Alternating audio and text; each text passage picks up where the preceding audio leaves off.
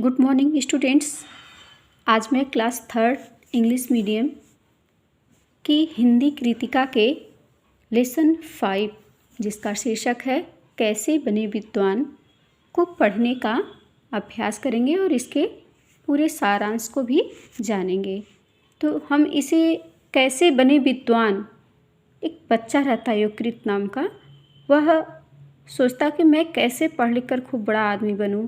तो बच्चों, सबके मन में यह कल्पना होती ही है कि मैं खूब अच्छा काम करूं, लेकिन सोचने मात्र से कोई भी कार्य नहीं होता है। उसके लिए हमें बहुत मेहनत करनी पड़ती है, लगातार वो भी। और फिर जब हम लगातार मेहनत करते हैं और किसी भी कार्य के प्रति ईमानदारी से कार्य करते हैं तो उसमें हमको सफलता मिलती ही मिलती है। तो आइए हम इसके शिक्षण पूर्व की गतिविधि को पहले देखते हैं। देखिए, परिश्रम ही सफलता की कुंजी है। बिना परिश्रम किए फल की इच्छा रखना केवल कल्पना मात्र है। जब किसी क्षेत्र में व्यक्ति पारंगत होना चाहता है तो उसे उसके अनुरूप परिश्रम करना पड़ता है। अनुरूप मतलब उसको जिस प्रकार से जिस दिशा में रहना रहता है या उसके अनुकूल। जैसे आप लोगों को पढ़ने आना है तो आप लोग को पढ़ने वाला ही कार्य करना पड़ेगा, तभी आप लोग अपने पढ़ाई में आगे बढ़ सकते हैं। यही हुआ अनुरूप का मतलब। विद्वान बनने के लिए व्यक्ति को विद्या का अध्ययन करना क्या होता है, पड़ता है। विद्वान बनने के लिए व्यक्ति को विद्या का अध्ययन करना ही पड़ता है। बिना अध्ययन के विद्या प्राप्त नहीं की जा सकती। तो आइए इसी के बारे में हम देखते हैं। बहुत पुराने दिनों की बात है। भरद्वाज ऋषि का एक पुत्र था, उसका नाम था योगकृत। योगकृत विद्या ग्रहण करने की ओर बिल्कुल ध्यान नहीं देता था। पढ़ने में उसका मन ही नहीं लगता था। उसने अनुभव किया कि इसी कारण उसका कोई मान सम्मान नहीं करता। उसको मतलब ये अनुभव हुआ कि वह पढ़ने में अच्छा नहीं है, इसलिए उसका कोई मान सम्मान नहीं करता है। अन्य ऋषिपुत्र कहीं जाते तो लोग उनका यथेष्ट मान सम्मान किया करते थे, क्योंकि वे पढ़ लिख कर विद्वान बन गए थे। यह देख योगकृत ने विद्या प्राप्त करने का संकल्प कर लिया। प्रारंभ में तो योगकृत ने उत्साह से पढ़ना शुरू किया, परंतु कुछ समय बाद ही वह ऊबने लगा। हाँ, वह यह अवश्य चाहता था कि वह भी सभा में बैठकर शास्त्र चर्चा में भाग ले और लोग उसकी विद्वता की प्रशंसा करें, लेकिन यह कैसे संभव था। उसे एक युक्ति सूझी। वह तपस्या से इंद्र को प्रसन्न कर विद्वान बनने का स्वप्न देखने लगा। उसकी कठोर तपस्या से इंद्र प्रकट हुए और बोले, वत्स वर मांगो, मैं तुमसे प्रसन्न हूँ।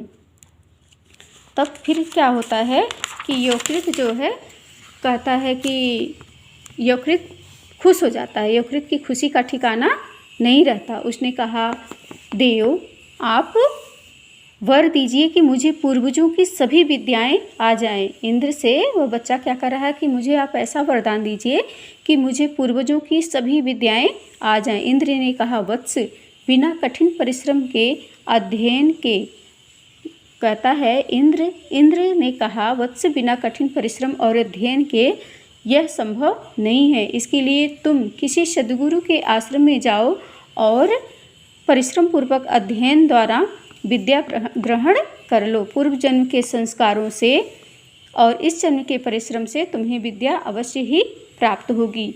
यह कहकर इंद्र अंतर्धान हो गए, मतलब चले गए। योगकृत उसकी बात सुनकर निराश नहीं हुआ। उसने सोचा कि इंद्रदेव मेरी परीक्षा ले रहे हैं, तुम्हें विद्या अवश्य प्राप्त होगी। यह तो उन्होंने कह ही दिया है, मैं पुनः उनका आवाहन करूँगा। वह भूल गया कि इंद्र ने विद्या प्राप्त करने के लिए परिश्रम पूर्वक अध्ययन करने की बात कही थी। वह इतना तो सुन ही चुका था कि तपस्या से सब कुछ प्राप्त हो सकता है।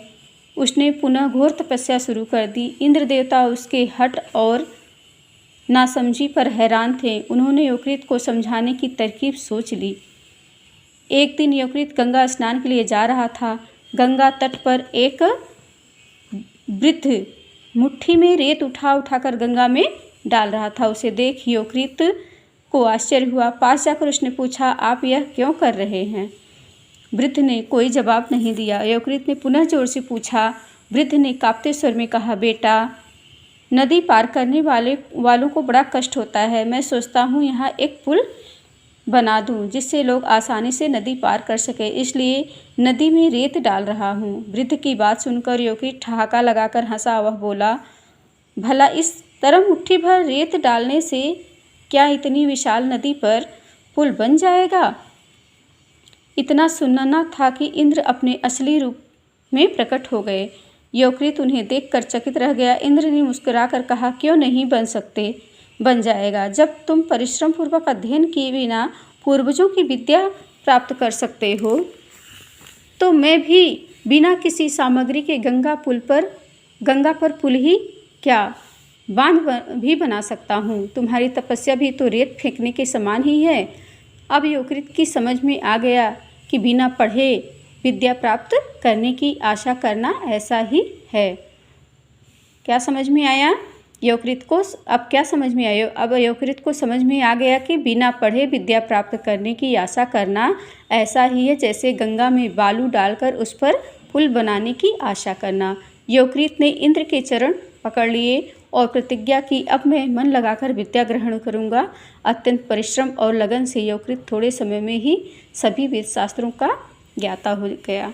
तो बच्चों, आप लोग इस कहानी से आप लोगों को यह शिक्षा मिलती है कि जब आप लोग मेहनत से मन लगा करके कोई भी सब्जेक्ट, कोई भी विषय आप लोगों को कठिन लगे तो आप लोग उसको बार बार अभ्यास कीजिए, खूब मेहनत लगा करके पढ़िए, तो वह जो कठिन विषय है वो भी आप लोगों के लिए सरल हो जाएगी और आप लोग पढ़ने में बहुत अच्छे हो जाएंगे।